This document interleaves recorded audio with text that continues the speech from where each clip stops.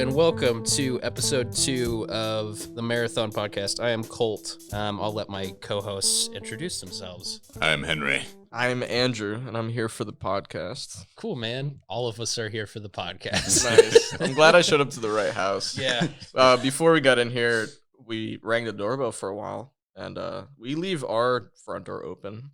Right. It was interesting because we're, hanging out, and I have the screen door open with my foot, and then we're just waiting for, a little while, and then You're playing around with the Yamaha keyboard. Yeah, and then we thought, man, if this is the wrong house. You've been here like 15 times.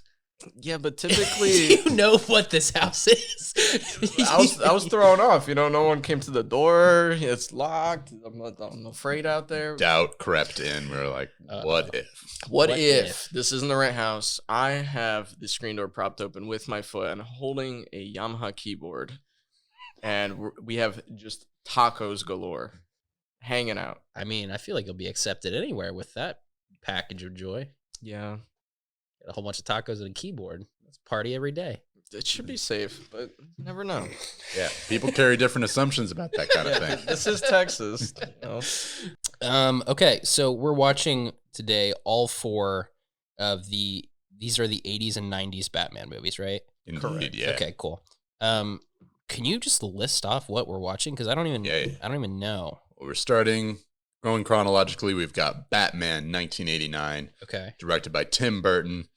This is the one that is probably uber famous these days for Jack Nicholson's Joker. Oh, and awesome. This is like one of the first like legit superhero movies ever made. Okay, and made Batman like cool and serious. During the 80s, Batman comics got really dark and intense, and this is one of the first movies to reflect that as well. Okay. And they take that even further with Batman Returns, which is the one with Danny DeVito as the Penguin. They get super dark and creepy.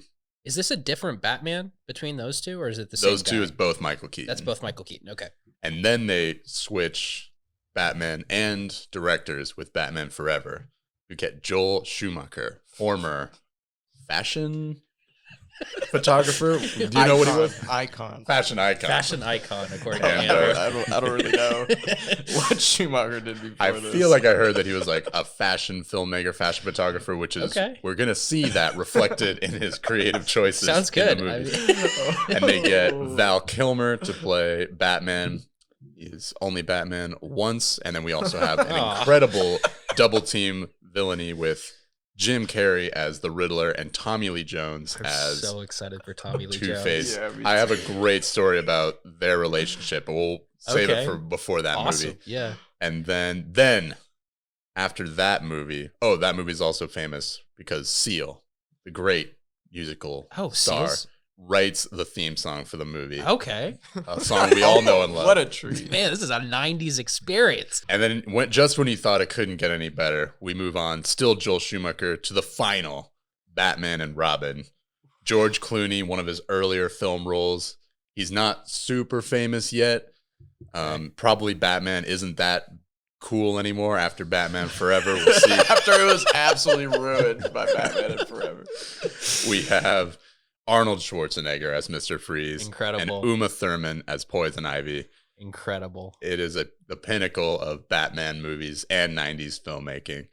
I'm so excited. Yeah. Tommy Lee Jones is one of my favorite actors, I think. Yeah. I love Tommy Lee Jones and everything he's ever done that I've seen, at least. And I'm really excited for Two-Face. I'm going to put this to the test. I'm very excited for Two-Face. Me as well. I've only seen one of these. I've seen Batman and Robin. In college, but I haven't seen any of these other ones. How do people feel about these? Do people like these movies? I think people really like Batman 1989. The original one with Michael Keaton? Michael Keaton and Jack Nicholson is pretty famous. Batman Forever definitely is not okay. Not gonna be good. Not okay. I think on all fronts. Not bad enough to be bad good. Yeah. Or like bad fun. Uh-huh. Batman and Robin was one of my first movies that I remember from childhood, and I absolutely loved it. Yeah. It's really good. I adored that movie. And I think it does, as you were saying, it carries a reputation today of being so bad that it's just legendary. Legendary, yeah. All the ice puns. They're so good. Yeah. Uma Thurman just rips. Yeah. So hard. Incredible. It's Poison Ivy. I'll get into her when we get there. Oh. But as far as what I've seen the original Batman a long time ago, super young, so I don't remember it too well. Okay. And then Batman Forever, I remember just Jim Carrey being super lanky and terrifying. His tight little Joker uniform. Wait, is he the Riddler or is he the Riddler? Okay. Yeah. Okay. Tommy Lee Jones, also very cool. Enjoyed that. But I don't think I've seen Batman Returns. I saw it once. This one from I don't know, hearing people talk about it in the world, most people who saw it when it came out remember it as being kind of like Who Framed Roger Rabbit. I don't know if you guys have seen that one. It's very famous for having Jessica Rabbit, this incredibly sultry, like overly sexy cartoon character. Okay. Okay. I bring that up because that is what Michelle Pfeiffer as Catwoman was in Batman Returns. Okay, cool. Your first sexual experience. Watching someone be super sultry in what is otherwise like a totally action comic book. Well, cool. I guess should we just start watching the first one? Let's get into it.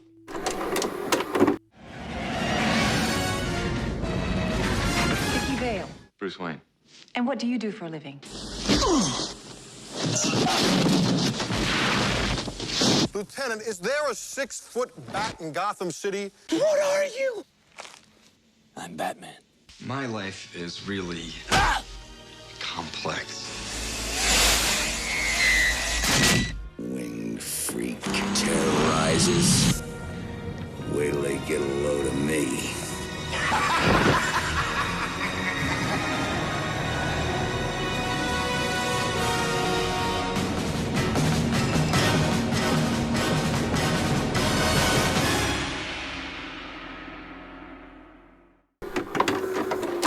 I really liked that. I really liked that movie just on the whole.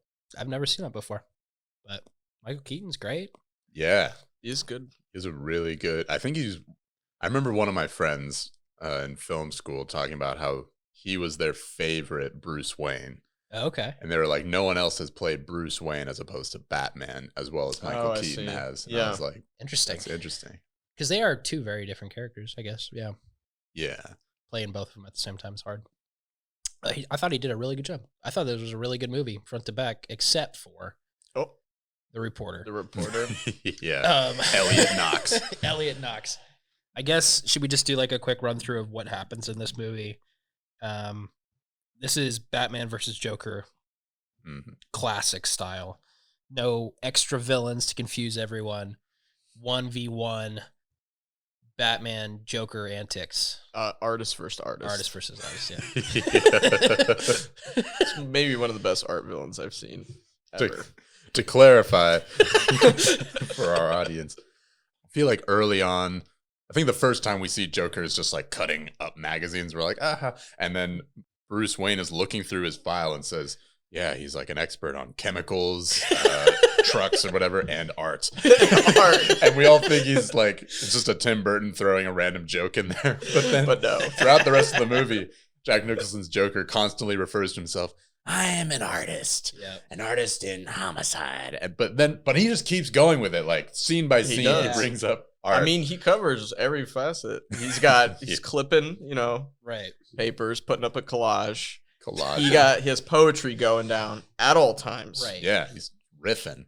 He's got performance art. Yeah. Every chance he can get.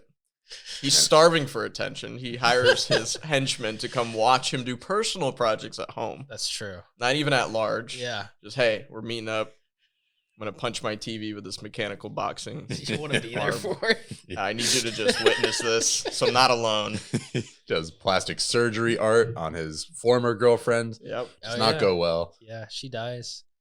He kills there's a lot of death in this movie. It's pretty dark. Yeah. And cartoony at the same time, which is classic Tim Burton. He pulls it off. Mm-hmm.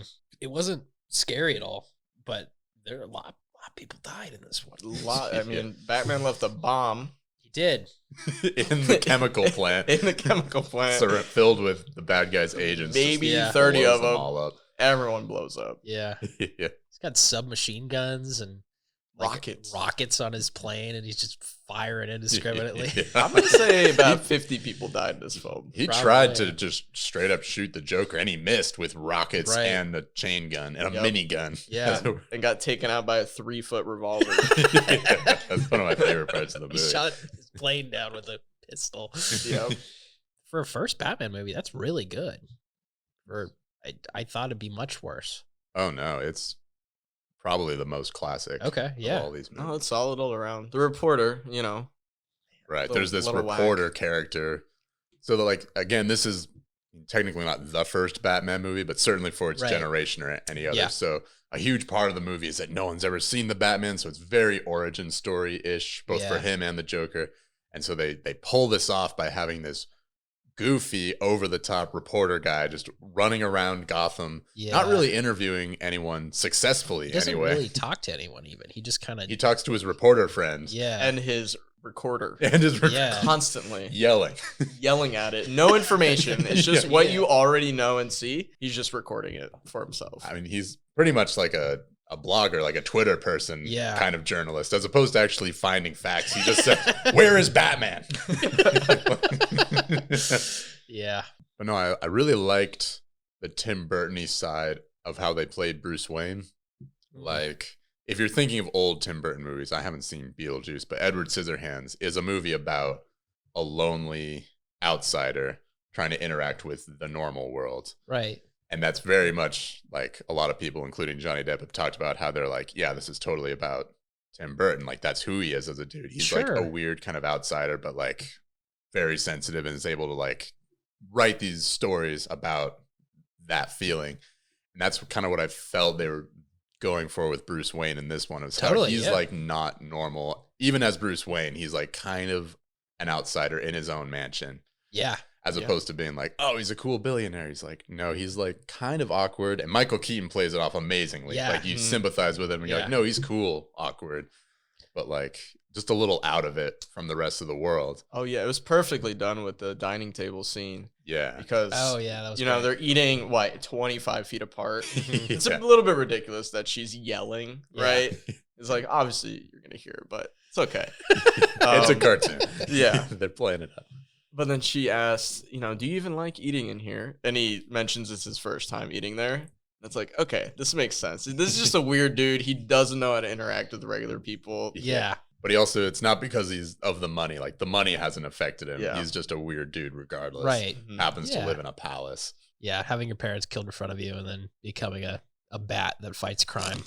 That'll do. Speaking of which, maybe the other, I don't know, greatest or worst part of the movie is his stance when he's flying. So, dude, first scene right away, bad guys robbing somebody. They're just counting the money, hanging out by some trash dumpsters. By the way, they look on ill. The roof. They look ill. They look like they've been drinking Drano for days. Yeah. Pale and shiny. Yeah. Also, the set design. Very sweaty. Smoke everywhere constantly. Yeah. Very dark. Very dark. Just black, gray all the time. It looks awesome, honestly. It does. Some of the wide shots with the pipes coming down from huge buildings, like 10-foot diameter pipes. Amazing. Yeah. But yeah, he comes down.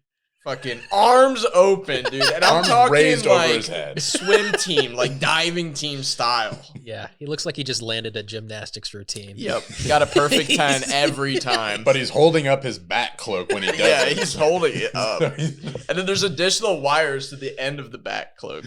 So that thing is like spread wide open. It's all about the art here, Yeah. That's his performance. It's, not as crazy as the Joker's and in your face. This is more for him. He's not trying to impress anybody. I think it's just a personal project where the Joker really wants people to notice his art. Okay. The things that everyone compares between Batman movies are the Batmobile, the Batman voice, the costume. Costume is real rough in this one. Other than that, though, Batmobile is awesome. Batmobile is great. Batman voice is awesome. Mm-hmm. Man, that costume is rough, though. He looks like he's in a neck brace. Yo, Yeah, that it is must be. might be my favorite part is when he's looking upstairs. Yeah. Ben's whole body his goes whole backwards. He goes full limbo. On Full it. limo. Yeah. Or up in the clock tower, he's turned around, Joker says something, he whips around, full whip. Just shoulders. Full Yeah. Neck and shoulders are one all piece. together. Yeah. Whips around. Solid unit turning. Solid. It does look like good armor, I would say. I think a It does, bullet yeah. would not pierce his That head part was at that believable. point. Yeah, that was believable. Not very mobile though. No, fighting in that, infinitely impossible. Just would not be good. Well, yeah, so costume looks like Batman, you know. It That- looks fine. Yeah. It looks fine. His belt looked a little cheesy. His headpiece does look like a solid chunk of rubber. It Yeah. is. It's like a solid inch off of his face at all angles. Yeah. Like his Yeah. eyes are sunken. Yeah, It looks horrible to wear. Yeah. I think that was a rough one. I bet. Solid rubber latex. You're sweating in it. But the car, Car is Batmobile, awesome. amazing. Gotham. Armor mode, all done in stop motion. Looks so good. Yeah. Gotham looks amazing. in this Gotham. movie. So Yeah. this reminded me of like particularly the Tim Burton Batman movies inspired like the aesthetics of so many movies that came after that. Like The Crow, I'm pretty sure used Batman sets. I Oh, don't know if you really? guys have seen Dark City. No. Mm-mm. Same director as The Crow. It's kind of like The Matrix, if The Matrix were more like dark fantasy. Like there's a real world and there's a dream world. Anyway, Okay. similar, just like noir to the max. Like it is daylight a couple times in this movie, but yeah. like barely. Barely. And Most it's of the dirty. time, it's just a dirty, dark, steamy Yeah. city and so gothic. Like all sets, but like really cool. I like that movie a lot. I thought Jack Nicholson. Jack Nicholson Oh yeah, destroyed that role. That was so good. so good. The laugh, iconic. As soon as you see him for the first time, you're just like, oh, all right. Because we've barely met Batman at this point. Mm-hmm. And we were kind of laughing at him because he was doing his gymnastic Batman thing. Right. But I'm Batman. Like, all right, that was cool. Okay. That's definitely like, there's a reason why that's an iconic moment. But then they cut to Yeah. the stupid reporter and like these very cartoony, like comic books / like 1930s cops who are like, get out of here. And then That cop was cool. They Holy cut shit. to Incredible. Jack Nicholson, and you're like, all right, here's someone who can do the cartooniness so well that it becomes real. You're Totally. Like, oh shit, Yeah. this guy is Yeah. psychotic and Yeah. magnetic. So good. Also, tons of sexual innuendos, but Lots. like so crazy. Like we were constantly being like, "What did he say?" And we're like, "I know it was sexual, but I don't actually Yeah. know what I that meant." wrote one down that I just the don't enigma. rhubarb? Is that what you're talking about? The rhubarb. Don't No. rub a man's. don't rub a man's rhubarb was one, but Yeah. the other one was About Moogie? make some moogie. I don't know what that means. is. I think it's something about cranking. Maybe. Possibly. I don't know. You would know more than us. Also, I did not remember that Prince did most of the soundtrack, or at least Yeah. recorded a bunch of songs for this. for them, yeah. And the Joker wears purple like Prince He does. throughout this entire movie. So I wonder what's up with that. Was Tim Burton like, yo, Oh. Well, the Prince. purple is the Joker's classic outfit. Okay. Is that why you think they pulled Prince in? 'Cause I- Prince is all about the purple Maybe. as well. Yeah. I mean, I would just assume it's like Prince is at the height of his game in the Mm-hmm. 80s, and this was going to be a major Hollywood movie. So they're like, let's get him in. Get Prince in here. Just Like fuck it. Why Titanic, not? like let's get Celine Dion. Like, let's get some major moolah. Billy D. Williams is in this movie too. Yeah. He's Not fun. enough. They but did not use him well. Well, he did incredible when did he a was great on job. screen, He but does- not yeah. often. Yeah. As Harvey Dent, his role is Yeah. to just be Gotham's district attorney, who's like Yeah. one of the, he's not helpless when it's Billy D. Williams, but like one of the authority people who can't get the Joker under Right. control, which is why they need Batman. Yeah. So yeah, he's just kind of like, we're gonna get this under control, and then he leaves. he for an disappears, hour. and you're Yeah. like, I bet he is actually like figuring this out. Man, it would have been so much better if he replaced the reporter in this story Oof. and was like helping with the investigation and like hanging out with Vicky Vale Yeah, because he's so much better than that fucking guy. Oh yeah, and then Vicky Vale would actually, have a hard time choosing Yeah, 'cause they're between both Batman and Yeah. Not this Yeah. loser that yells into a recorder. yeah. Who is Batman? Guys, I got stuff for the story. It's Batman. Good night now. Vicky, you're not following through. He's so tired of his shit. Yeah. Can't handle it. So, favorite outfit piece, I think, is the purple chef hat. Oh, yeah, that's up there. Oh, yeah. Joker rocking that purple floppy chef hat. Mm-hmm. Coming in with one of his art projects. Yeah. To vandalize. Yeah. And he does just break into that museum and destroy all this stuff. Yeah. Yeah. Oh, I remember like writing down the art piece. I was like, okay, so why? Just why? Like, why did they make this choice about having him be an artist? And I was like, I guess it makes sense as far as like the Joker's a hard villain to write because the whole point is that he does fun antics. Right. And he doesn't have like a goal the way a lot of supervillains are like, I'm going to do this for that. Like the Joker is, I mean, as stated in the Christopher Nolan movies, he's an agent of chaos. But that was like a really clever move on their part to like state that. Because otherwise you're just kind of like, yeah, he just does a lot of stuff, but we don't really, he's just an evil person. Right. And so this was a way of having someone be a serial killer, but not have it too dark and serious. You're like, ooh, this is actually really fucked up. We can't take the kids to see this. He's an artist. It's fine. Yeah, he's an artist of, it's like a cartoony James Bond villain way of making a bad guy. Huh. That was my take on it.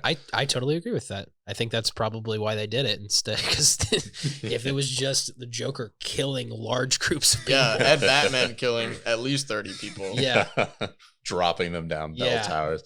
Wouldn't have been as popular with the kids, I don't think. Right. We were talking about that. The debate of like, wait a minute, Batman's killing so many people in this movie. Right. And we were like, is that... well, obviously not. Is that okay? Like, what? It's an 80s action movie. I've always been of the opinion. I always thought that Batman's whole thing was he didn't kill people. I thought that was from the comics. I might be wrong. Well, the problem is that is from the comics, but whoever takes the reins of the comics gets to do whatever they want. Right. But I thought that was consistent in the comics. Is it not? No, okay. It's not from like the original. I don't think that's Bob Kane necessarily. Okay. And so it's kind of like certain popular takes will make that a thing, but they'll state that's a thing, and then it'll be like part of the tension of the story. Whereas other ones just like, it's too much to work around. We'll let him kill some people. Well, we'll see. I don't remember if anyone dies in the Schumacher ones. I'm fairly certain a lot of people die in those movies. I don't know. I feel like Andrew. Batman might not. I remember Batman strapping dynamite to someone. And I think it's in this movie that we're about to watch. Oh, well, this is Tim Burton. Okay. This is the darkest it's going to get. Okay, cool. Never mind then. I forgot that there's another Tim Burton one still. That's all I know about this next one is there's a dynamite that he straps to a dude. I remember, this one gets extremely dark. The Penguin is very disturbing. The deaths go up all around. Deaths go up? We're already at like 50. The sexuality goes way up. Both Catwoman and the Penguin makes really creepy sexual jokes in this one. Get ready. Like, not subtle anymore. To her or just to everybody? To certain people. Oh, probably to everyone. To Batman. To Batman. Danny DeVito's just hitting. He goes, give me that rhubarb. You never mess with another man's rhubarb. Just keeps yelling at Batman over and over. I don't know what that means. Make a moogie? What? Make a moogie. Make some moogie.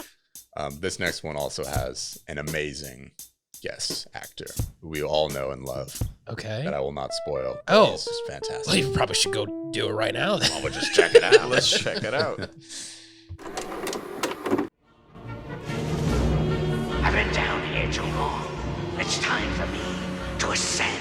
From the sewers of Gotham, a new villain emerges. You didn't invite me, so I crashed! From the rooftops of Gotham, the perfect enemy comes to life. I am Catwoman. Hear me roar. Yeah. And the only one who can save this city is a creature of the night. Hey, stud. I thought we had something together. We do.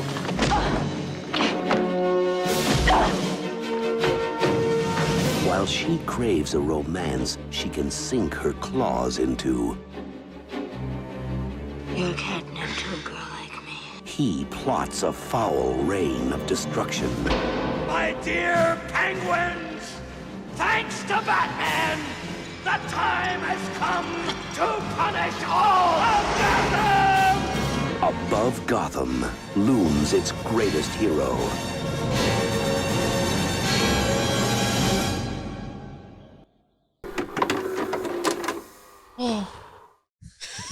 That was a pretty good ride.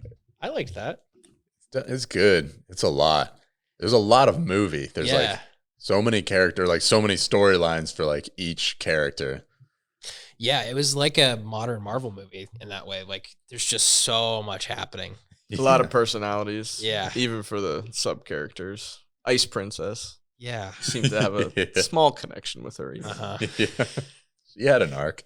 She wanted to get the tree lighting up ceremony right. Yeah. Well, she achieved her dreams. She did a great job. In the end. Christopher Walken, our surprise actor that Andrew was telling us about, very good. Very He good. was cool.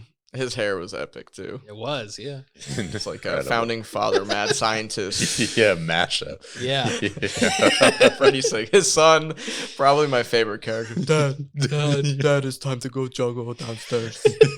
I missed it. Did anything happen with the son?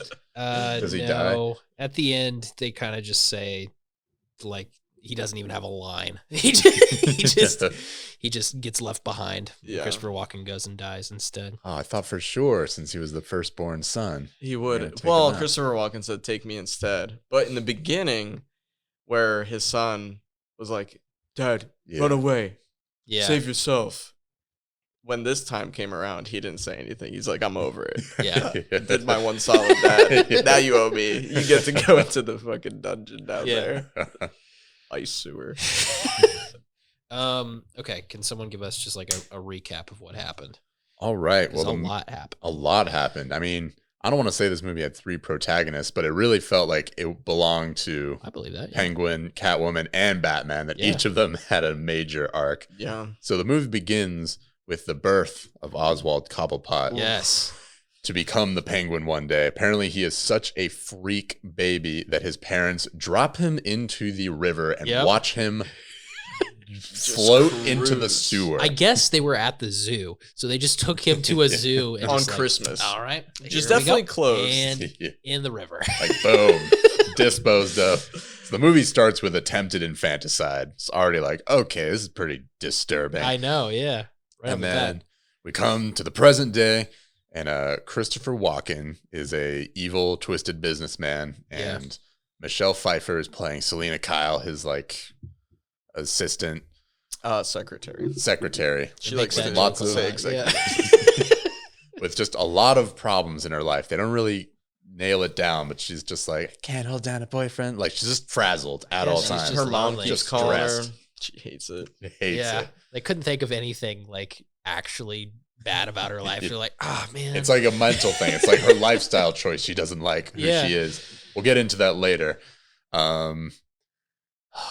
Jesus, this is where it just gets confusing. So anyway, So then is that the mayor part right after that? Like yeah. Oswald saves the mayor's kid. Well, first he attacks the world with his circus, Right. his carnival people, Right. assault the entire world, and he somehow kidnaps or gets a hold of Christopher Walken in the sewers. Right. And so then they're like, Christopher Walken, evil businessman, finds this terrifying man in the sewers and is like, we should do business together. And so from that, good stuff. It's a lot of penguins down here. so they have some crazy scheme to make the Penguin a figure of the city that then eventually becomes to make the Penguin the mayor of the city. This just goes all I out don't of proportion. they didn't really follow it up at all because I think it's because of the power plant. Yeah, that he needs it doesn't approved. happen. The power plant never happens in this movie. It though. doesn't. No, No. but Christopher Oh, that's Walken it. wants to create a power plant, which is actually going to suck power From the city. and stockpile it. I don't know what he's going to do with that. Which power. is just kind of generically Just, evil. You know, generically evil. Because he's pitching it to the original mayor right now. saying, hey, we need a power plant. The mayor says, well, we got plenty of power for the next at least half a century.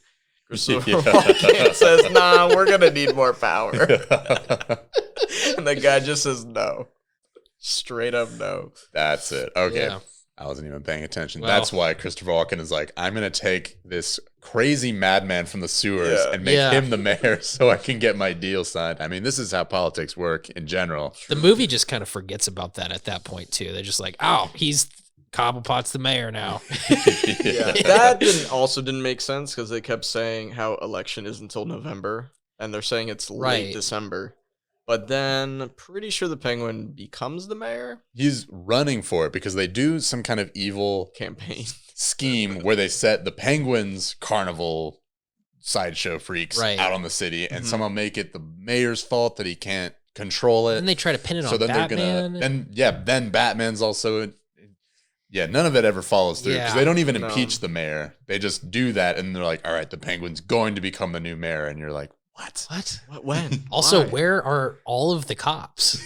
The cops do not care. Or the military. There's like, they're building bombs in the middle of the street. Yeah, let's talk about how the sewer ice people were able to hack into the Batmobile. That was pretty cool. Had its shields up. Put an H-bomb into it. No, they put a Christmas light underneath it and made it a bomb. It was made it a bomb and a remote control. That's right, yeah. 2-in-1. And installed a quick little CRTV. Yeah. And one of their main workers building this was a monkey.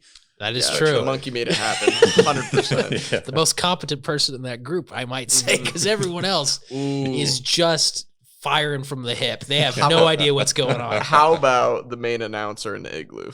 Oh, the lady with the dog? She was the coolest. She was pretty cool. Danger approaching. So we've been talking for a while about this movie, but we haven't even brought up one of the main characters, which is Catwoman. Oh, yeah. This just goes to show how God. not complex, but complicated this movie is. There's just a lot of shit going on. Yeah, I didn't even understand it at first when she became Catwoman. I was like, is she gonna be a friend to Batman or to Christopher Walken or So what team is she on? What's her deal? I don't think she really knew either. She didn't actually. She didn't know what she wanted. I mean, that's like Catwoman in the comics is always like kind of a friend and kind of an enemy. Yeah. And since there's so much going on in this movie, she is both, but also you're constantly just being like, which side is she now? Constant flip-flopping. But anyway, her role in the story, she's Christopher Walken's frazzled secretary, and then discovers his evil plot. So he kills her. He throws her out of a window. Right. And then... She gets she has a cat, right? That she feeds. Lick the inside of her mouth. That too, and then another cat chewed on her finger for a while. Well, it's like this symbolic. She's lying, supposedly dead. She hit a lot of awnings on her way down, but from like a 13-story building. She fell a long way down. It was far. And then like a dozen cats, probably more, like surround her, and it's very visually cool, but like they just start chewing on her finger. Basically, she does kind of have supernatural powers. Like she gets killed a lot in this movie, but she really does, but doesn't get killed. But they don't actually explain that. It's all just kind of like the visual awesomeness of it. You're just supposed to buy into like, okay, she's so at first she's now. Like role playing, right? She's just like meow. Well, and you're like, so okay. Have you guys watched the Catwoman movie with Halle Berry? No, I heard. Okay, I forgot most of it. It was so bad. I have watched that movie, and one of the big parts is there's some like cat god that when she dies the first time, the cat god reincarnates her 9 times, or how many times? She just becomes like this avatar of the cat god in the world. They didn't talk about that at all. No sense. I mean, that's not canon. That's like one. That was the Catwoman movie with Halle Berry. So I don't know if that's what they were going for, or if there was something that they were like why is she getting shot and fine? They don't want you to know. Like they don't care until way later. Well, plus it was kind of hard to tell if she actually would have died because she fell into just a huge dump truck full of sand. She makes a cat litter joke. That is, it was very funny. And then the second time she falls through a greenhouse into some flower beds. She screams. And then the glass breaks. Yeah, is that a cat thing? I don't know. No, it's a scream. If you scream really, Do you scream really high pitched? The glass breaks. As a cat? No. Because I scream really loud, glass doesn't break. No, not loud, high pitched. Oh, okay. The whole thing is like opera singers. If you sing incredibly loud, they will shatter glass. That's real? That's a real thing. So she's a high pitched cat. Or it's a common myth that is like so common that everyone's like, yeah, that's a thing. Fuck. I don't know how she did not scream high pitched enough to do that, but that's what they were going for. Why is it part of the whole cat lore? It's not. She's at that moment. She's been betrayed for the third time in the movie by the third man that she's trusted. That's why she's pissed. Wait, so it's her character. Okay, let's count the men that betrayed her. Christopher Walken. Dude on the phone. Who she canceled going home for Christmas to go on vacation with him. That guy. And then he leaves her a voicemail that just says, "Hey, actually, I'm gonna go on vacation myself." That's that. And then did Batman? He doesn't betray her, but he does throw her off a building. That's true. She was pissed about that. Yeah. Well, she did stab him a lot. So I don't know. Welcome to male-female relationships. Yeah. She's mad at what he did. He's mad at what she did. Yeah. It can't come to any no one's right. conclusion. No one's right. He is really into her, though. Very. Almost instantly. Immediately. Yeah. Man, there's a lot of horny people. Are you guys not? Yeah, this movie's incredibly sexual. Sexual-wise, the French flipper. Yeah, joke, that was a little. Yeah, so that was like that's been burned into my memory. I've only seen this movie once, but I remember Penguin is vulgar in this movie. movie. Like Jack Nicholson as Joker is rattling off weird little sexual things. You're like, all right, whatever. But like Danny DeVito is disgusting. Yeah. So at this point, they're trying to make him the mayor, and people are like laughing at him at some point. So he bites this guy's nose off. Yeah. And it's like, whoa. And then Christopher Walken's like, all right, everybody, let's make him the mayor. And they're like, that's so good. New mayor, they all walk away, and Danny DeVito's face is still covered with blood, and he's just like staring at this woman who he just met 5 minutes ago. Yeah. And Christopher Walken's like, listen, there's a problem with your image. We need to fill the void. And he's like, well, I like to fill her void. And you're like, Jesus whoa, Christ. that's not good. And then he follows it up. Let me teach you my French flipper trick. And you're like, oh my God. Not okay. Absolutely unacceptable. Just blood all over his front. His black ooze coming out of his mouth the entire movie. It's so gross. There is this weird, super sexual on his end. Obviously also super sexual on Michelle Pfeiffer's end, but also like, I don't want to say it's feminist, but her whole thing in the movie is like, she's constantly like bringing up, I don't know, very basic level feminist shit of like, you don't need a man to protect you. I mean, I bet this was pretty feminist for the time, for sure. This is in the 80s, right? Early 90s. Early 90s? Okay. I mean, I would say more like feminism was a thing, and they're like, we'll can do this too. We'll do it too. And it's not really, but like, okay, yeah, they're trying a little bit. they're definitely trying. They end the movie with, "Merry Christmas, Alfred. Goodwill towards man and women." I was like, that's what you can do. Yeah, that was not great. Not a great attempt, but an attempt was made. An attempt was made. And he stole her cat. Yeah. He knew. He's like, that's probably her cat. If I can take that to my castle, she'll never find it. So yeah, on a story level, it was fun, but just crazy. Like, Penguin's mission is to frame Batman for all of his wrongdoings, and everyone just eats it up. Yeah. And then it falls through like really quickly. Oh yeah, because Batman plays a CD of Penguin being like, I'm gonna fool the world. I got him. Yeah, I'm playing this city by a harp. On a harp. Which, I mean, in 2020, you're like, maybe that would work. I get it. I understand what's happening. They had so much food. I'm talking full salads coming at them. Oh, yeah, when the crowd starts throwing, tomato and cabbages at him. And then he just opens fire on the crowd. Fuck this. Shoots at everybody. And then fucking dives from the original little crib scene where they threw him into the water. Yeah. He just full sends it in his fat suit right in. Head first. The costume for the Penguin is kind of bizarre. It looks like he's just got pillows underneath his clothes. Yeah. Yeah. I mean, he's supposed to be deformed. Right. Yeah. That's all I can say about that. Yeah. It looks good. He looks terrifying. He looks terrifying. Head, hair, makeup, yeah, and just this general vibe. Yeah. Fucking terrifying. Yeah, he's very bestial. There's a lot of depictions of the Penguin where he's like, like he's kind of like this Cockney, like British dude, like, oh, we're gonna do this now, Batman. Yeah. And this one, he's like a monster. He's literally like Christopher Walken convinces him to come downstairs by showing him some raw fish. Oh, I hated that. Oh. He's like, and then he started breathing heavy all the time. All the time. Yeah. The fish scene was a little weird. Oh, yeah. Yeah. Also, how are you going to introduce the new mayor like that? He comes down with a fish all over his mouth, eating it like a beast. And he's not stopping either when he sees this crowd of people in front of him. He's just like raw salmon falling out of his face. Oh, man. Brutal. Brutal. Batman did strap dynamite to a guy in this movie as well. Threw him in a sewer. Threw him into the sewer. I wanted to see some fountains of blood coming out. That's all right. Man, I still liked it though. I still thought it was good. Visually, it was awesome. Like the last one was like really cool, like gothic architecture wise or comic booky. This one immediately made me think of like old like 1920s, 1930s horror movies. Like there's a lot of visual stuff they do that's like The Hunchback of Notre Dame from that time period and The Phantom of the Opera. And at first it's almost like you sympathize with the Penguin because he's been treated so wrongly. Right. It's also one of the reasons the movie's so disturbing.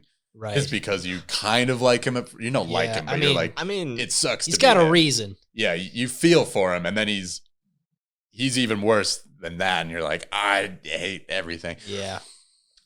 But visually, one of my favorite sequences is when Michelle Pfeiffer, who has up until this point lived in this entirely pink house, just full of like frilly. Oh yeah. Like literally a dollhouse, like very on the nose, girly. Right. Well, that's why she wasn't getting laid. That guy came over, saw the dollhouse, saw all of the stuffed animals, and went, "Can't do this. This is gonna be a one-night stand. This is gonna be a 0-night stand. I'm out of here." Something came up at the office. Something came up. I gotta go back. I gotta leave. So after she's been murdered and then resurrected or whatever happened, she comes home, starts breaking all of her stuff, spray painting the inside of her dollhouse, symbolic or something, I guess. And then finds an old black jacket, starts cutting it up, and refashions herself basically as a dominatrix while cats are pouring into her house. Which I don't know what's going on with the cats because the window's always open. So I'm imagining that just hundreds of strays are getting in there during the day. I hope so. Yeah. The Batmobile is the same, but still rad. Yeah, it's rad. It's really good. So. They changed it to CG instead of stop motion for the armoring, which is sad. Kind of bad. But this looked a little bit more like Hollywood compared to Tim Burton. It did, yeah. As the far Batmobile? As the Batmobile. I mean, just some of the decisions. Like it's, I don't know. There's stuff that's like definitely Tim Burton. Oh yeah. Like the rubber duck car is like this is incredibly cool. Dude, and very Tim Burton. 6-wheel drive. Oh yeah. Raping up the stairs. Yeah. But like the scene where everyone's in the costumes, that felt a little bit more like, oh, this is a normal movie. Like the one where they're doing like the masquerade. I don't know. I think I just liked the first one a little bit better. Yeah, it's just more of a satisfying. More heart, sure. Yeah, this one is like creepy. It's like a dark fantasy. Yeah, it almost ends on a note of tragedy. Like nobody really wins. Bruce Wayne is pretty sad at the end. Yeah, because he didn't get to hook up with Catwoman. We haven't really talked about how sexual they get together, but she's like straddling him at multiple parts. Yeah. Especially when she throws her into like a flower bed or something at one point, and she's like flies back into it, and like the gasp, she's like, moans. She's so into it. Yeah, intense. I would say as far as that costume party scene, I feel like that's Tim Burton's attempt at what the normal society looks like. Whereas all the stuff of like Wayne Manor's even more gothic this time. Mm-hmm.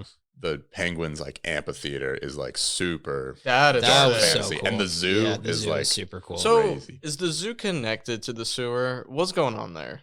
Yeah, I guess so. I guess just if it's water underground, it's touching other water underground. You know, maybe that's why the Penguin was so mad. Why? At Shrek.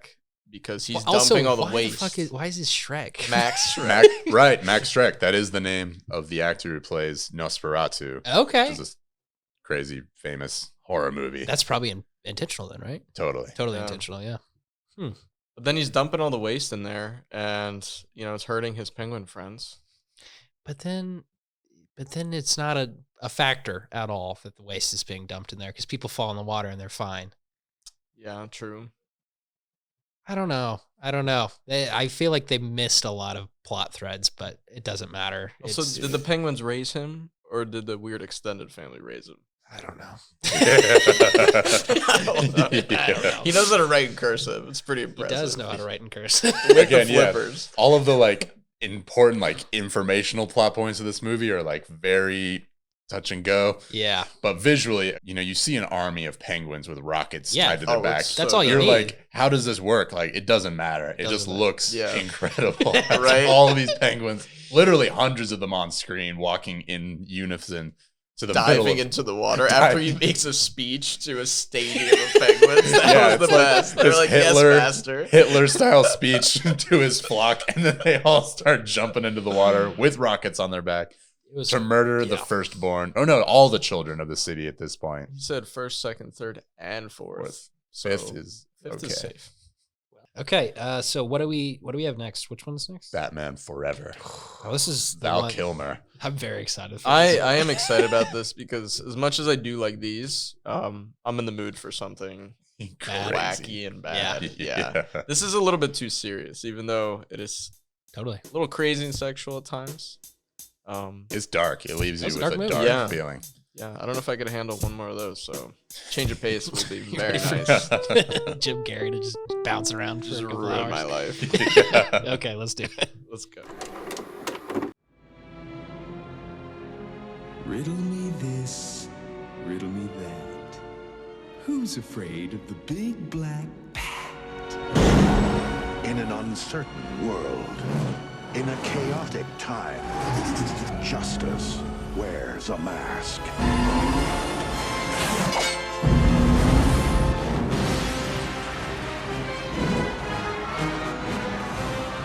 Your entrance was good. His was better. Love is a game. What is it about the wrong kind of man? It's the car, right? Chicks love the car. Power is a machine. Now you've devised a way to read men's minds. By the way, I've seen your mind, freak. And revenge is a trap. You're a genius. Riddler and Two-Face can make a pretty lethal combination. Train me, let me be your partner. Who's your tailor? But first, let's meet our contestants. If the bat wants to play, we'll play. Was that over the top? Don't work too late. The real game begins.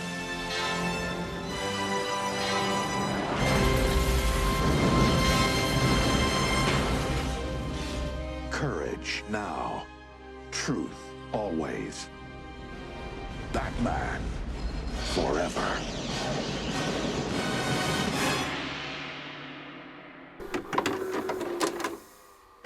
When Alfred says, "You sure you don't want a cold sandwich for the road?" I'll get takeout. Oh no, I'll get drive-through. Yeah. Man, this was so bad. That was Val Kilmer's introduction. That was the moment I think I knew deep down this wasn't even going to be fun.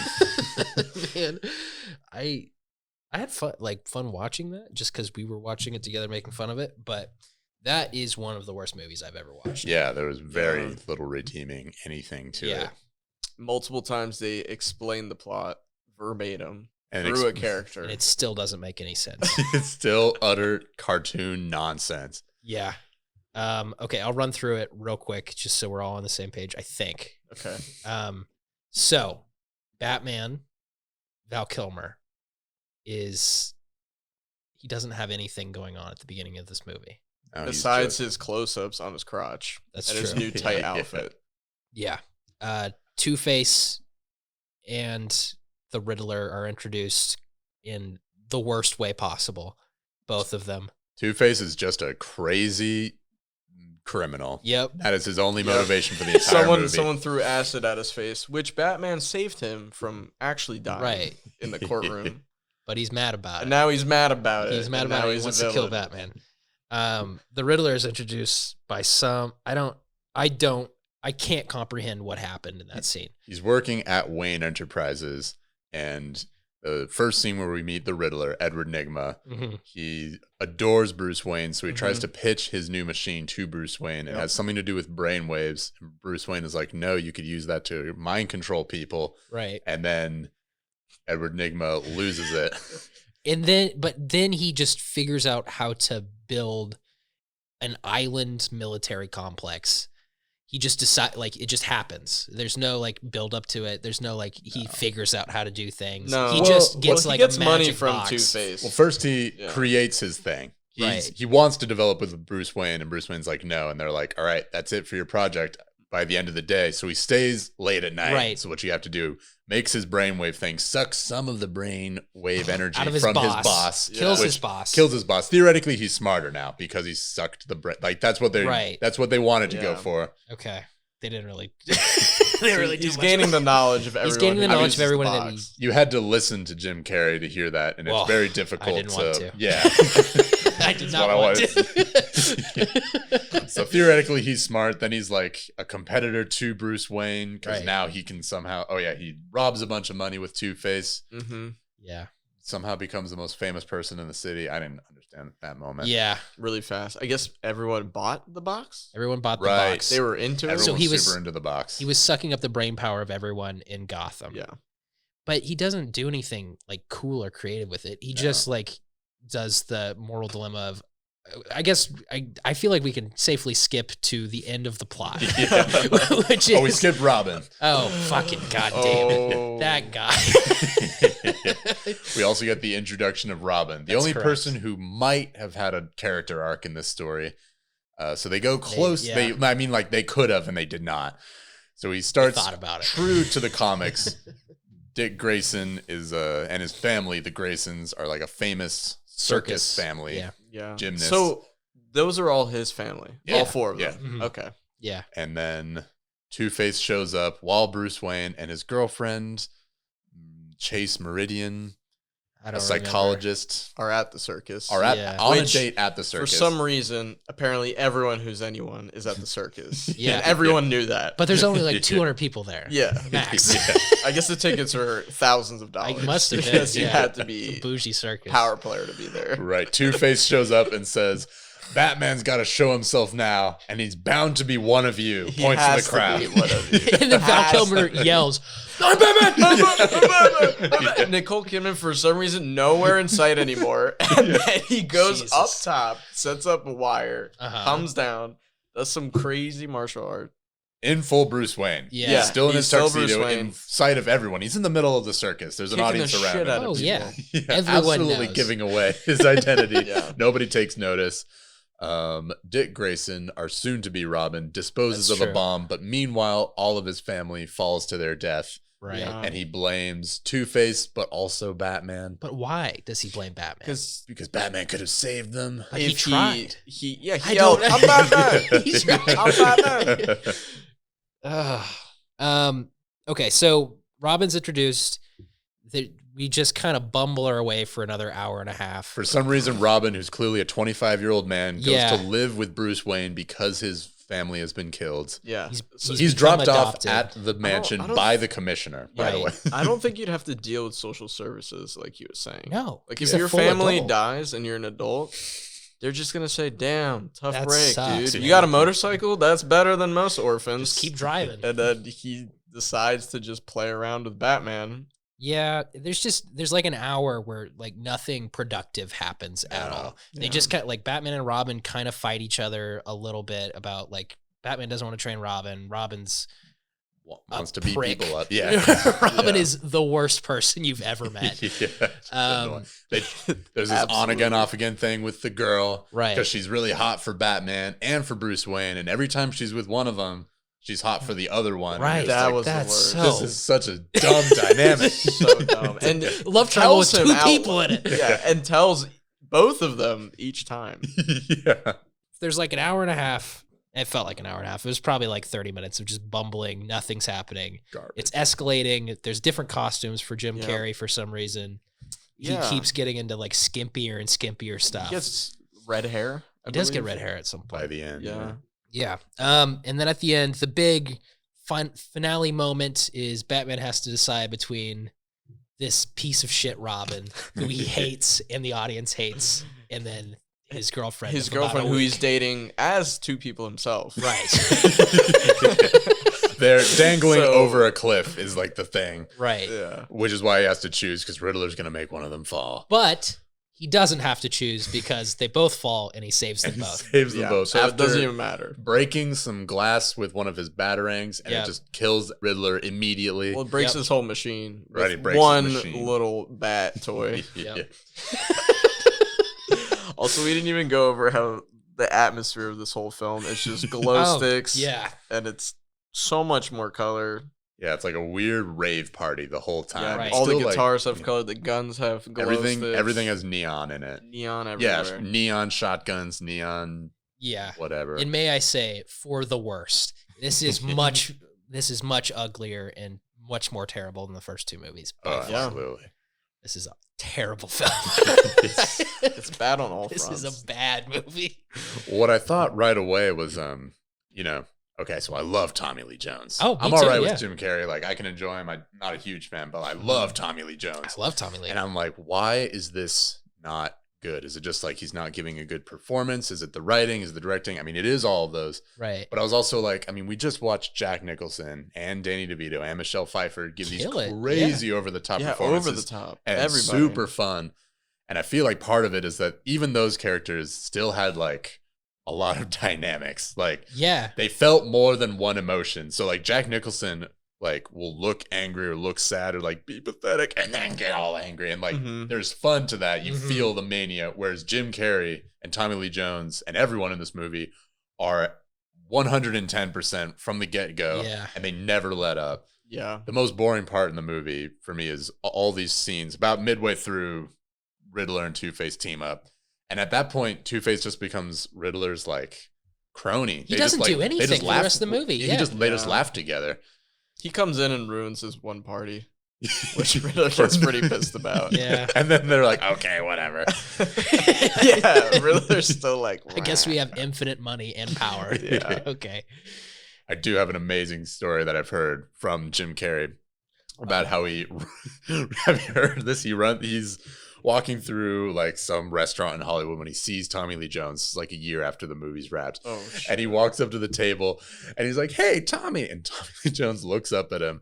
And according to Jim Carrey, just all the color drains out of his face. He was like, it's like that moment you realize someone was just talking about you and saying something shitty. And then they look up and show up. And he's like, "Hey, man, what's going on?" And Tommy Lee Jones straight up says, "I hate you. I really don't like you."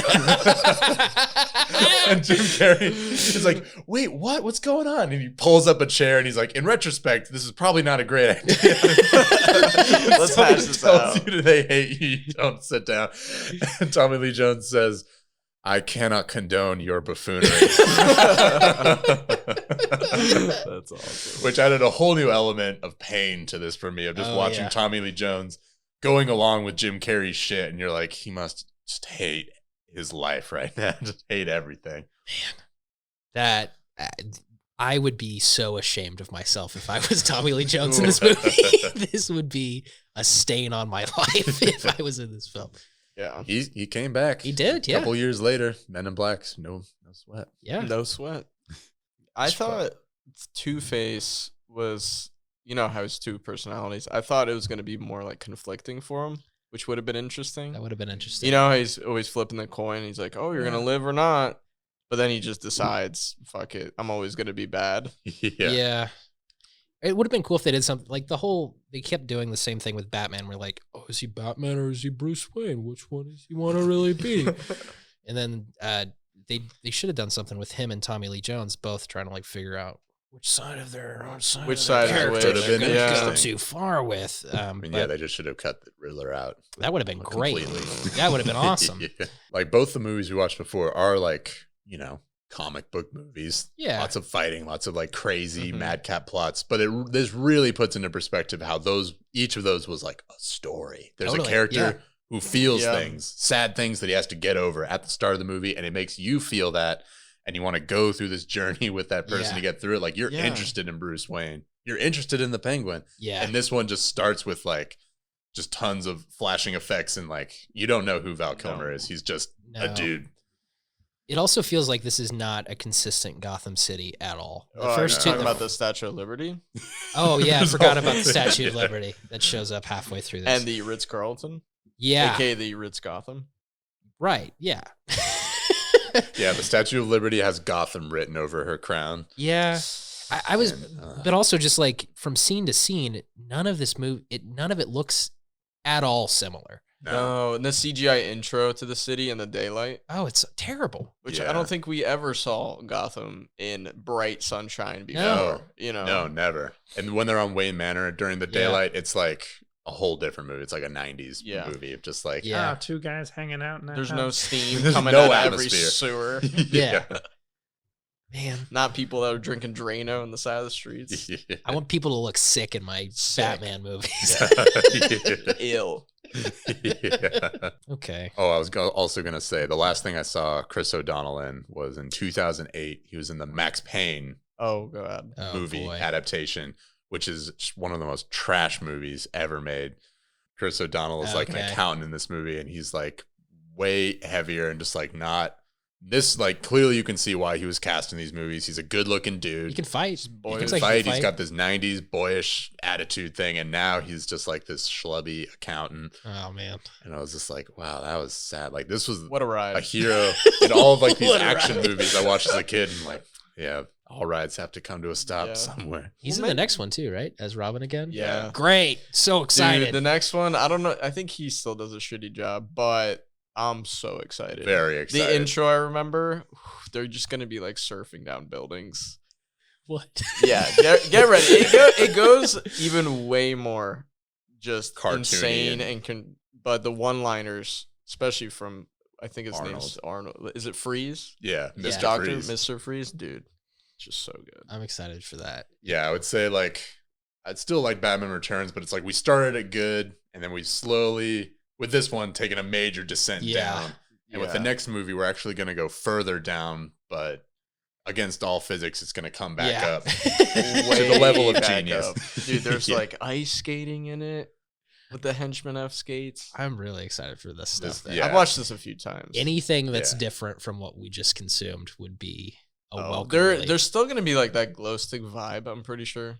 Yeah, they're going to Joel Schumacher let that go. Okay. The same constantly moving canted camera angles, like a lot of the styles the same, but the intro of, them suiting up is going to be even more ridiculous, and I'm pretty sure the nipples like protrude now. Oh, yeah, cool. I think they have like areolas. That's good. That's what I need. Yeah. We also learned that what's his name, Alfred, is making these suits, so that means he's the one putting these pieces together. He goes, Bruce, I got an idea. You're gonna love it. Also, the hot milk burger meal. Goblet of hot milk. That's what changed Robin's mind. He was about to leave, and Bruce goes, listen, I got some motorcycles. And then he names off, the classics, the Harley, the Indian. Right. And then the Vincent. The one that doesn't exist.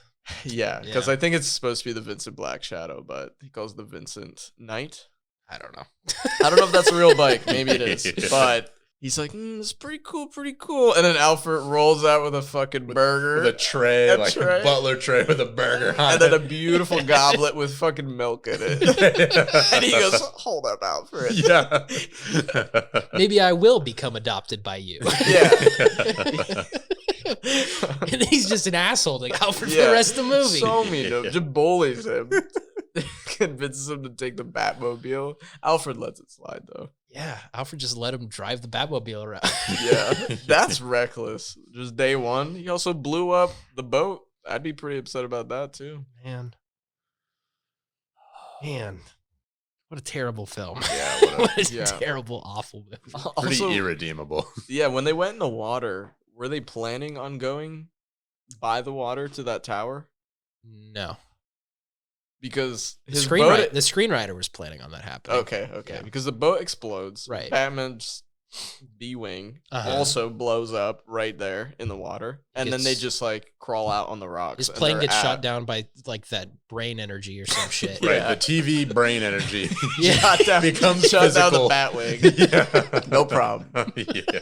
I'm talking no problem. And then they swim for a little bit, put divers in a fucking net. Right. And then they crawl out on the rocks and they're like, oh, we're here at the lair. Perfect. Yeah. Yikes. Tough. Yikes, guys. This is so bad. Okay. Should we just start the last one, I guess? Yeah.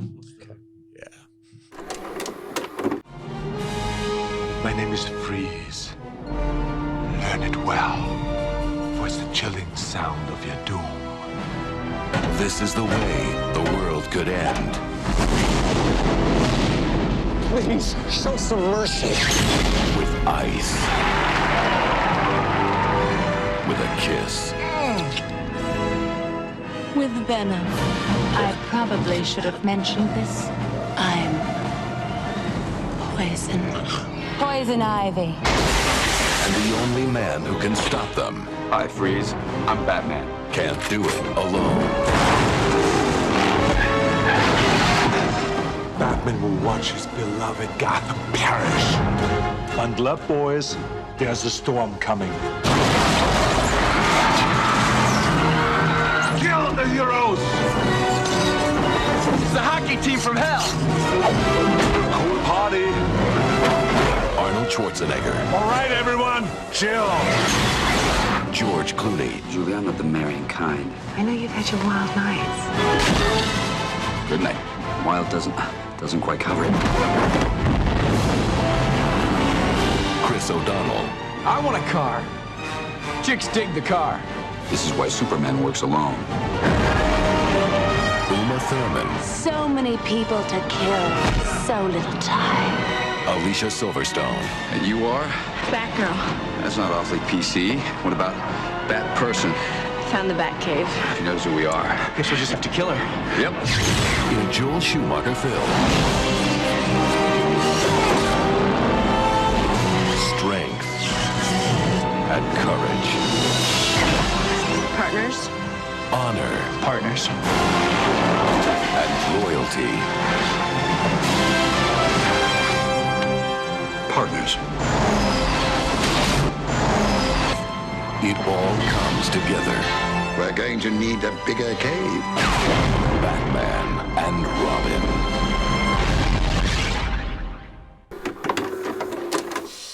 No, I'm a little hungry, but I'm going to regret it. It's really good. It is, but Now you regret it. now I'm very hungry and I also regret it. There's tacos in there if you want more. I'm going to be all right. I'm going to hold out. You just can complain about being hungry on the podcast. Hey, man, I'm talking about my hunger situation. We offered to solve it. Yeah, I don't know what you want. You're right. You're right. When did we start this party? Again. Noon today? Yeah, thereabouts. Yeah, right around. What time is it right now? Like 10? Yeah.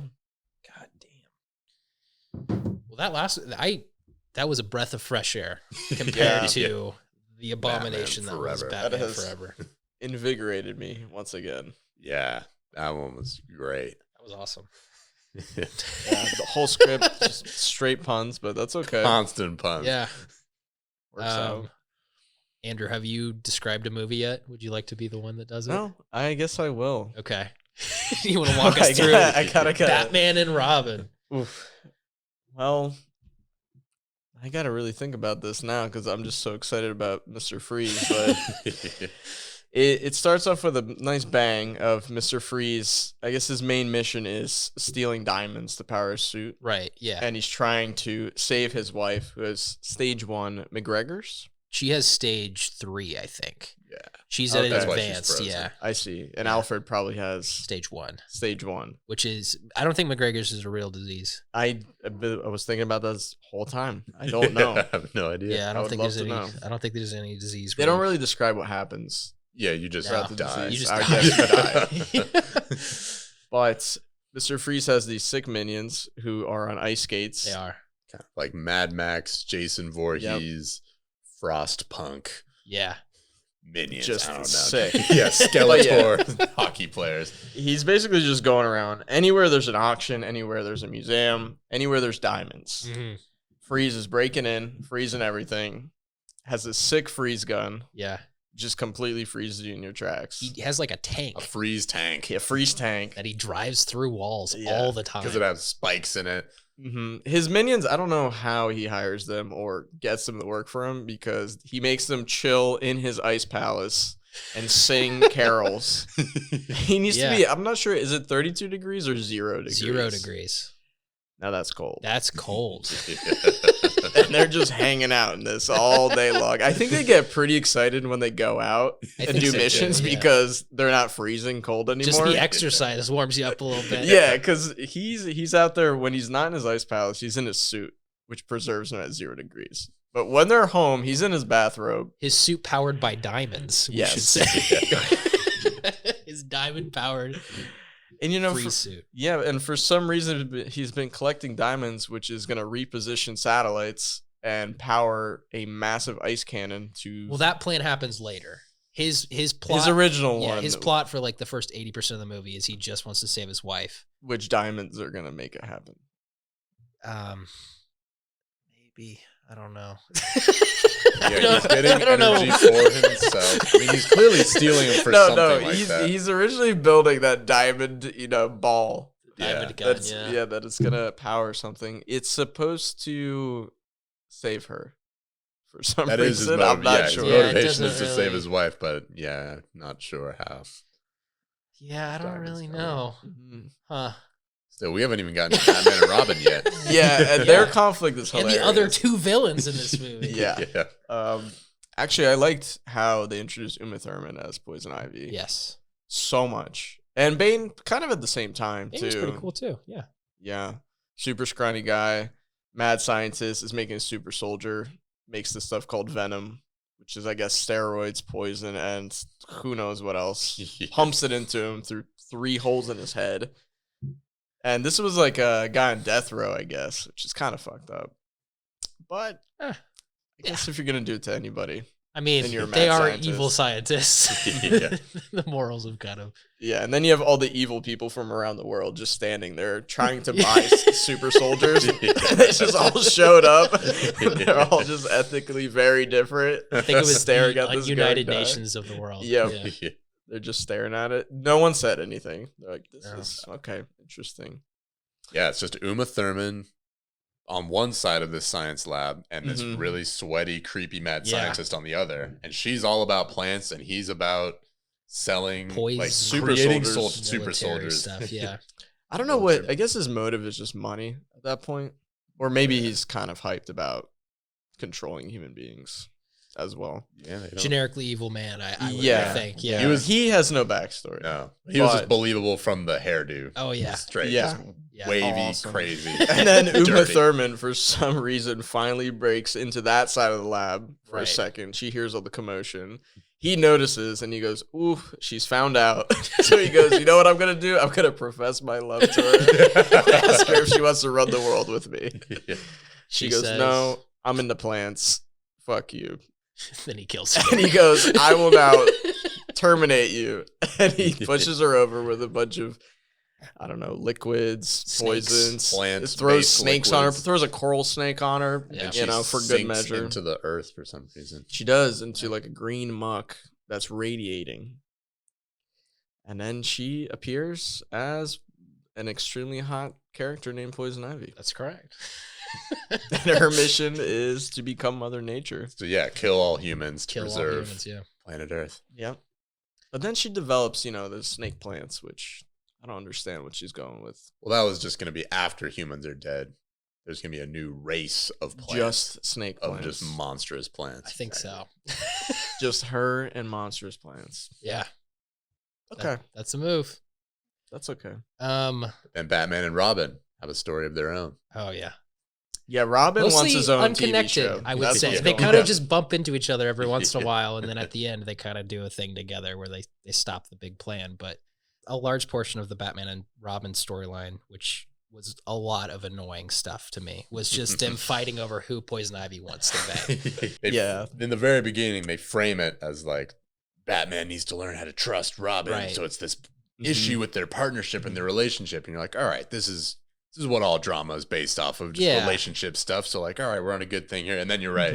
They're just constantly bitching at each other about who the psychotic woman wants to bang more. Yeah, it just turns into like an episode of The Bachelor at some point where they're just bumbling around, falling into ice cream. Batman throws Robin into a thing of ice cream. He's like, fuck you, man. That was great. Like the fake mint chocolate chip ice cream.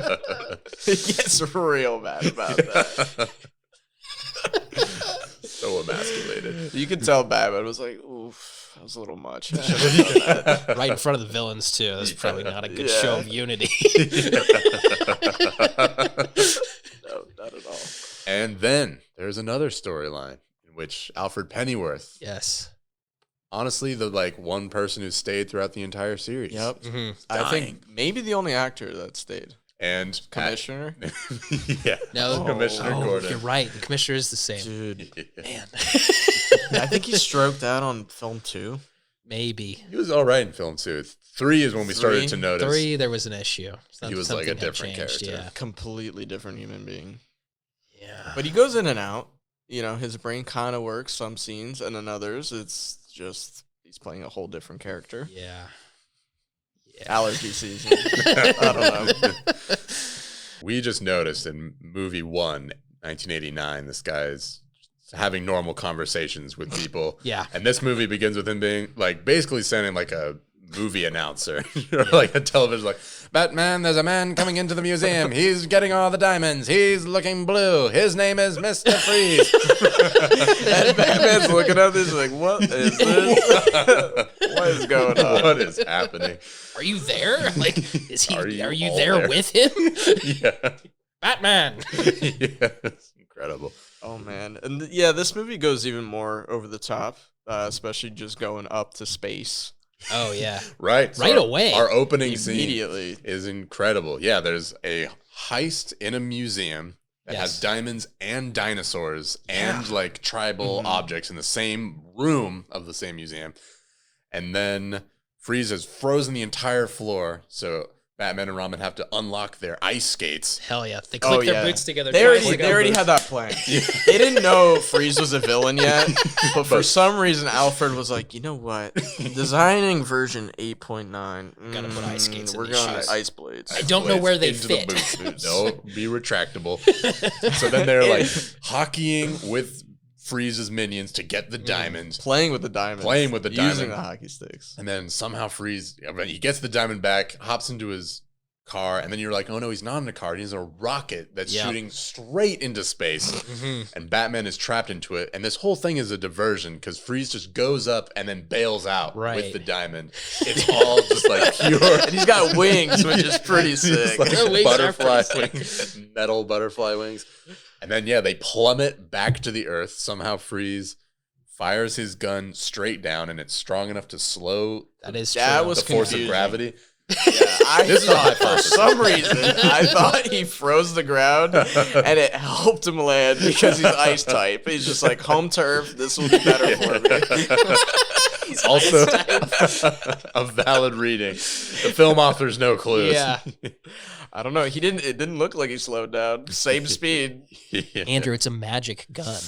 It is quite magical. Yeah. Well, it's quite magical that people freeze and then are okay when immediately defrosted at 1,000 degrees Fahrenheit. Right. Yeah, Robin gets frozen. The first scene, was messed up. Batman drops him into a pretty hot pool of water. They're in a furnace. I mean, that's been frozen, but it's still a hot. Yeah, I mean the water's steaming. A and B, he shoots his hot laser gun. And then, I was saying it's hot, into and the then water. he fires a laser, and all the water real hot. glows red. And then you can see Robin still frozen underneath the water, just. He's like, "This is real hot." Turns into a magna tub. And Robin goes, "Then we get him." So while Alfred's dying, then his niece. Correct. Will become Batgirl shows up. Yeah. So then there's more sexual tension. She has a whole subplot where she's stealing Robin's bikes to join crazy street. Why was that neon. in the movie? It just makes her cool. I think it's to show that she has a basis for wanting to become Batgirl. Okay. She's got her own angst and her own skills. Yeah, I mean, her just saying, I like motorcycles, not enough. She's got to be winning underground tunnel races. Let's be against real. murderers. She needs a Coolio is there. Coolio was running the gambit down there. Gangster's Paradise, Coolio. Yep. And I don't know what his deal is, but that was a pretty cool underground. It looks really cool. Scene. Yeah. Yeah. Weird acid trip neon punk. This version of the acid trip neon punk is so much better than the third movie, though. Yeah. It fits better. It looks better. It's not just jank CGI bullshit. Yeah. This is a good movie. Well, how about in parts? This is not a good movie. I take that back entirely. This is a great movie. This is not a good movie, but it is a great movie. This is a great movie. Not a good movie. What's going on with the underground culture? Was Joel Schumacher like, this is what's in now? It's like acid house. I don't know. Yeah. Underground like rave scene. Everyone's wearing exactly when Poison Ivy tries to get her new lair in these like derelict Turkish baths, she finds these glowing neon dudes. They're like blade dudes. The pupils of their eyes are glowing green. Which I don't know how you hang out in that all day. Yeah, they're all just night. in a Who knows? room that's apparently sealed off from the world. So who knows how they even got in there? I don't know. They're just lighting fires in trash cans and just hanging out until this babe walks in. And they're like sick. And they don't really have to explain it either. They just kind of keep on moving. Hanging out. Yeah. They're like, that's what Gotham's all about, you know? Yeah. These street punks, man, they're up to no good. They're doing wild stuff down here. Yeah, Gotham is made up of these incredibly rich people who go to like galas and bid on women to support the environment. Yeah, there's just a bunch of like debutante babes who are getting bid on by all these rich dudes. And you're like, named after flowers. This is very troublesome, but the movie's just kind of barreling over it, so I'll go with it. That was also the introduction of another troubling element, which was the Bat credit card. Which was, way to go, 1 million, 2 million, 3 million. He goes, 7 you million. can't afford it. I'll borrow it from you. That's not an argument. There's a cash register sound effect as he holds up his Bat credit card. It also says Batman Forever. It does, which I don't know why they did that. That's pretty cool. I mean, this movie is pretty. Not that Rotten Tomatoes matters that much, but like this one definitely has way less than any of the other ones. This is at like 11% or something. Really? What do you think Batman Forever is at? Probably in the 30s. That's like bad, but shocking to me. Yeah, indeed. Because this one is like largely considered one of the worst movies ever made, but it is consistently like funny throughout. Oh, There's yeah. like actual drama compared to the last one. Yeah. Every character, Totally. Mr. Freeze has like deep, heartfelt Plus moments. it's fucking Arnold. Where he's Arnold is just crushing it. Where he's like sad about his wife. Like everyone has like an inner life. Totally. Even if it's like dumb, it's like you're in. You're like, all right, I can get behind this. Whereas the last movie was just people screaming. I hated all that of them movie so much. so bad. Jim Carrey. I wonder if Jim Carrey had a good time. I wonder if Jim Carrey watched this movie and thought, man, I wish I was in it. I just wish I could ruin They this should one, have put too. him in Arkham just for fun at the end. That would have been good. I mean, his costume's there. Just hanging up in the locker. Yeah. They spent too much money on Arnold. They didn't. I don't know if you mentioned that on Oh the my podcast god, I yet. have I not. think you need to. What happened? They gave Arnold $25 million. That's a lot of money. Yeah. How much money was this movie? Probably over 100 million, but it was like a lot of it A went substantial to Arnold. amount But I'm went to pretty Arnold. sure that he was going to ask for even more money. I bet Clooney got a big cut too. He wasn't as big back then. Yeah. So like, Really? I think all he did before this was From Dusk Till Dawn. I don't know what movie right before this, but I didn't dislike Clooney. I thought I know. yeah. I think he's a pretty good Batman. yeah. I mean, he is for the most part playing George Clooney, but George Clooney is a very likable guy. So you're like, all right, I'll be with this guy's story. Much better than Compared to Val Val Kilmer, you're Val just like- Kilmer was awful. Immediately when you see him, you're like, you're an evil businessman. yeah, That's you're all just I- an evil CEO. That's it. Yeah. Which at first I was thinking about Val. I'm like, oh, you know what? Maybe he will be a good, Bruce, because he's just kind of a weird billionaire CEO guy. And I go, no. This is not good. No. But George Clooney was sick. Also like his voice. He didn't try to go deeper at all, just normal. Yeah. And it works. It was fine. Sometimes the best Batman voice is no Batman voice. Also, did Gotham just give up on who Batman is? Do they just know that he's Batman at this point? I don't know. I feel like they've kind of thrown away the secret identity thing. Yeah. After we spent the entire third movie trying to figure out obvious secret identities. Yeah, they were even like, someone has to coordinate that auction, right? Because they were like auctioning a diamond with Batman and Robin. Like, who talks to Batman? Yeah, like, who's reaching out to Batman and Robin? Have like a business contact email? Do they shoot up the bat signal? He comes down there like, all right, dude, listen, we're going to need you for this charity. We have a next gala. week. He goes, are you serious? Are you using the bat signal for this right now? Are you kidding me? They go, we asked you for your email. We could have done this over email. Whatever, I'll be there. Please. We need your diamonds. Need your diamonds. Or was Bruce Wayne just like, I'll get them. Don't worry about it. Don't worry about it. I know Batman. Put them on the bill. They'll be there. Jeez. Okay. Well, this is I had the most fun with this one out of them. No, the first two are good. First two are The first two are legit good movies. The third one is real hot garbage. Yeah, it's so bad. The fourth one's fun. It's great. Yeah. It's a ride. I will rewatch the fourth one many times. Totally. Easily. I already have. Too easy. Too easy. Okay. Well, who's everyone's favorite villain from all four? That's of a these? good question. That's a hard one, right? That's a good question. Yeah. It just feels obvious, but like Jack Nicholson was like the one who like keeps your attention with his manic energy. Yeah. Is believably like scary and intense and also like fun and silly in a good way. I love Arnold a lot, but I also know I have a ton of nostalgia attached to this movie, so I just love the sound of his voice saying any of that shit. Yeah. You guys heard. I was laughing at every bit. Cool body. My favorite. What killed the dinosaurs? The Ice Age. That was good stuff. I wish someone would be like, "Knows the Big Bang." Knows the meteor. He freezes them too. Takes them out. Although Uma was also good very good. I will say Uma is my favorite villain. Okay. She just might be my favorite performance. She's I really don't know. good. Yeah. She's able to get so over the top, and it's like you're just totally on board. Even when she's doctor mode, her body contorts to like nerd. Yeah. You know? She has Yeah. completely different mannerisms. Totally. Yeah. It's cool. I don't want to say I felt for that character, but just like compared to Jim Carrey, who was constantly like I don't even know, like terrifying, adrenaline junkie, just like, and you're like, whoa. Like Uma Thurman is this intense cartoon character, but when she's like talking about how upset she is about the world being destroyed, you totally believe that her character believes in that she is actually emotionally affected. Yeah, and you almost feel like you're the only one in the room with her. Yeah. When she, accosts Bruce Wayne and starts pitching him her like master plan, just everyone melts away. It's amazing. Great. Yeah, she's great. I might have to throw out a Danny DeVito Penguin. That's my favorite. I really thought that was impressive what he was doing. I mean, it's a lot of just grunting and like, but it's definitely interesting. Yeah, it is like classic Hollywood like horror movie. Totally. I was saying, like Hunchback of Notre Dame, the old 30s one.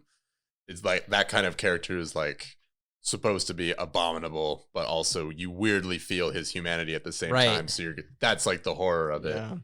I thought that was very impressive. Yeah, across where you're like, ooh.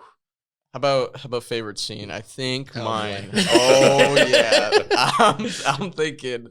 I actually don't remember. This might have been in the third one. Yeah, it is in the third one. No. Yep, in the B wing where he looks over hard body and moves both shoulders to look and say what's up. Gives a thumbs up. That was so good. That was good. Just because you just are aware of his hard neck brace in the whole series, and he finally just goes all out with it.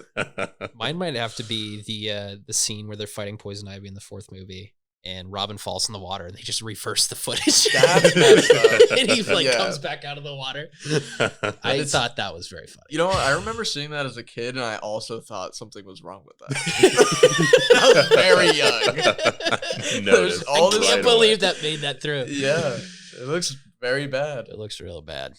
That's fine. He just goes back under. So Robin doesn't do anything for about the last 3 minutes of this fight. We got to figure out something to do with it. Yeah, I totally wonder if like the editor's just like, dude, we kind of lose him for the scene, but we only have this one shot of him coming out at the end of it. So they show it to Joel. Joel, how do you feel about this? He goes, "Is that our only option?" Yes. Yes. Did they take down that set? Yes. Yes. All right. Well, on the whole, how do you guys feel about this series of films? I had a lot better time than I thought I was going to have. Yeah, I enjoyed it quite a lot. It is they're dated in the sense of like as superhero action movies. The superhero action movies are everywhere these days. Totally. And like are just way better action, like just different. We're so far like past where like this was starting out. Yeah. Yeah. So these aren't like great if you've just been watching Marvel for the last 20 years at this point. That's 12. And but like if you appreciate them as like more like cartoonish or like dark fantasy, they can be really cool, particularly the Tim Burton ones. Yeah. Yeah.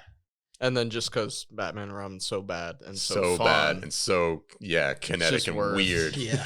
It does. It just works. It's a ride. Yeah. I will say the world looks so much better in Batman and Robin compared to Forever. Yeah. I just don't understand how they messed that up so badly. I don't know either because they went to full CG for the city in the third movie. And just too many colors, super bright. Yeah. Sunny a Garish lot. and weird. Yeah. And then they kind of went back to this underground city vibe.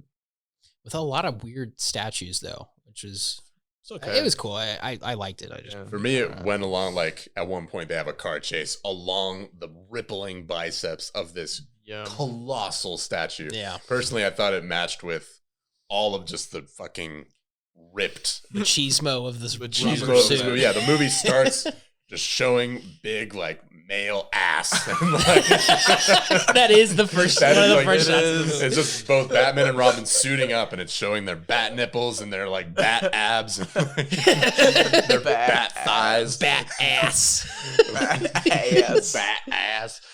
When Uma Thurman makes her big Poison Ivy entrance, she's like being carried like across this room by all these sweaty long-haired dudes. They're laying down on the They're ground. laying down on the ground so she can walk on them. Like these are some very hot fantasies of someone behind the camera. Joel Schumacher. Joel Schumacher.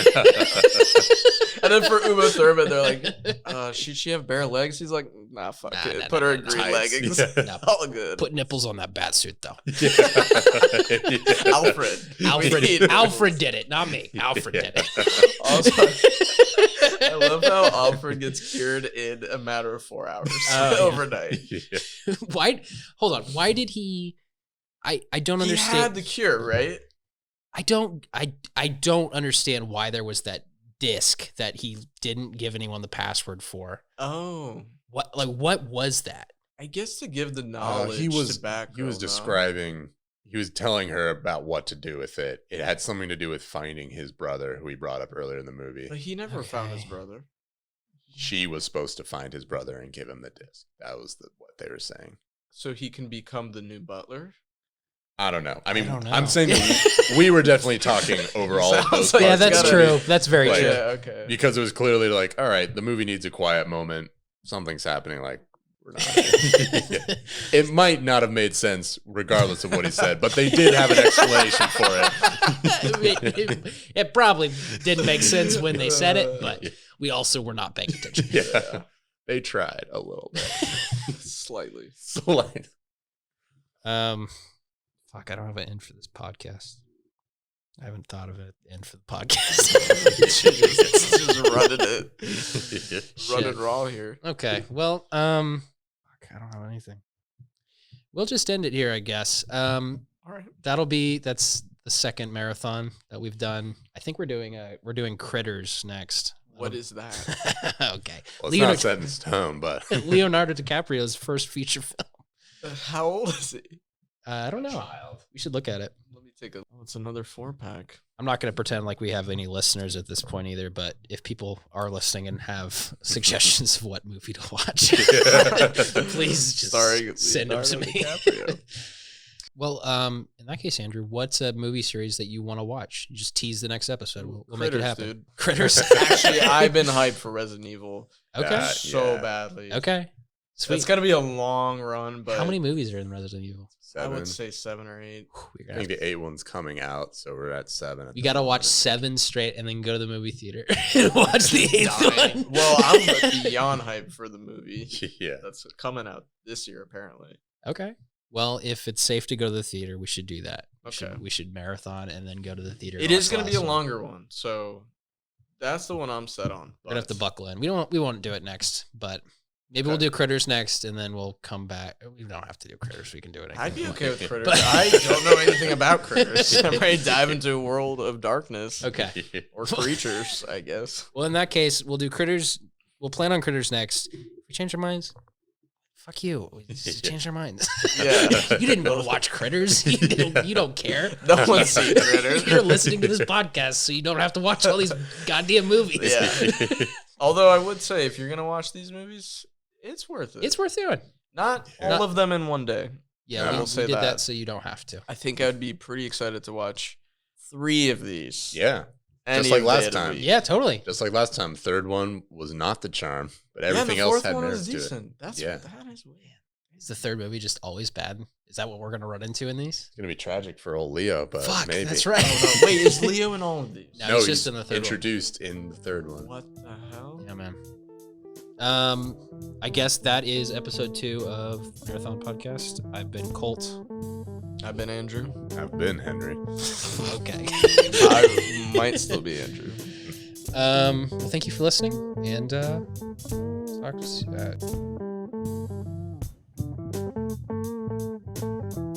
Thank you so much for listening to this episode of the Marathon Podcast. Our theme music, as always, is courtesy of Jacob White. If you're interested in learning more about this show or other things that myself, Henry, and Andrew have going on, drop me a follow at Colt45Joyce on pretty much all social media platforms, including YouTube and Twitch. And then follow Andrew at Andrew Deuteronic on Instagram. That is Andrew Dudaronek. And Henry doesn't do social media, so if you're interested in what he's doing, follow Andrew and I, and we'll try to keep you up to date as well. Once again, thank you so much for listening to the Marathon Podcast. My name is Colt, and I'll talk to you next week.